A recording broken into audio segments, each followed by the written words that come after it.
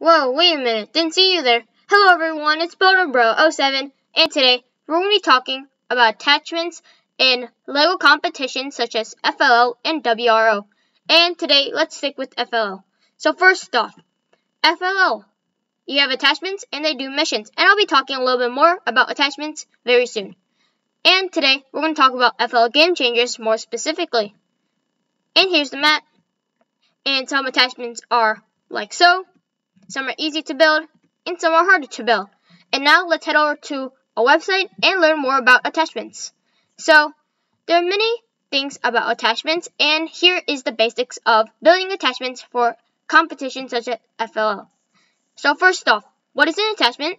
12 attachment tips, types of attachments, and finally, sensor mounting. And what is an FLL attachment? It is a device that is designed to assist in accomplishing a particular mission or missions.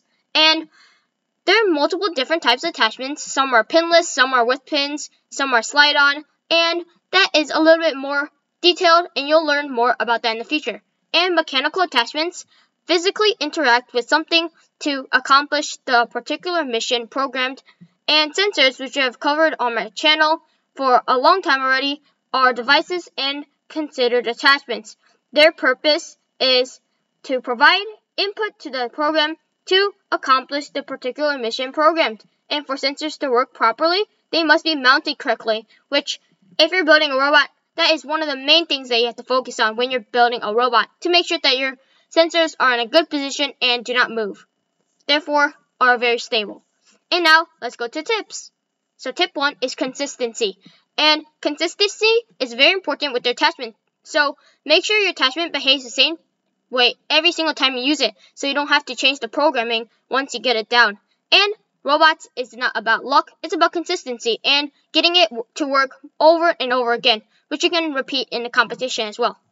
Number 2, respect the programmer. In many teams, there's not a designated programmer, but the purpose of an attachment is to make the programmer's job easier. So try to make the attachment as compact as possible and as friendly as possible for the robot as well. And if it's touching the mat, reduce friction between the attachment and the mat as much as possible. Friction when moving greatly increases the programmer's job and difficulty for programming, which is not good. And finally, make sure the attachment helps your programmer guide your robot to the task, and try to incorporate sensors such as a touch sensor or other sensors to help your robot when the task is finished. And next, leave room for error.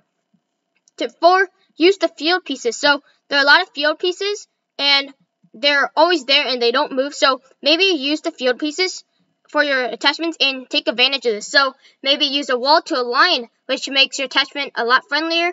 Also, maybe use some field pieces that don't move, like some certain missions and stuff like that.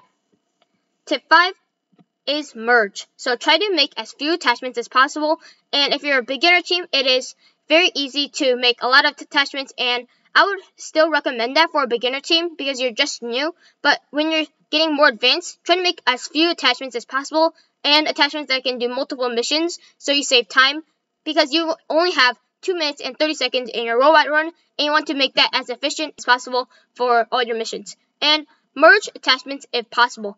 And for example, if a task requires an attachment to be on the mat and another task to have an attachment way up high, you can merge those 2 attachments into one, if doing so does not prevent the attachments to work properly. And merging attachment will reduce time in the base changing them out. Tip number 6, life is too short, so don't get hung up on one mission, and if you're stuck on one mission, maybe try other ones. Tip 7, all for one and one for all. So try to make all the attachments so that they can attach the robot the same way, so you're already used to it instead of doing one way and then the other way, where it gets really confusing. Tip number 8 is you don't always need a motor to use your attachments. Some attachments and most attachments are motorized, but having non-motorized attachments are fine as well. Tip number 9, don't forget Galileo, which is the famous person, and gravity is free, use it. If you need something to fall, think gravity. There are many release mechanisms available to make things fall using gravity. Use them, don't use a motor when gravity can do the same thing for free. Tip number 10, rubber bands are your friends, and many times they can do the same job as a motor, And there are many useful things you can use rubber bands for, as of guiding your robots into position, compensating for gravity, releasing a lot of energy very fast, and holding things in place. Tip number 11 is the need for speed in the base. So there is one of the most important uses of axles is to mount attachments to the frame, and many teams use pegs, which is like black pieces.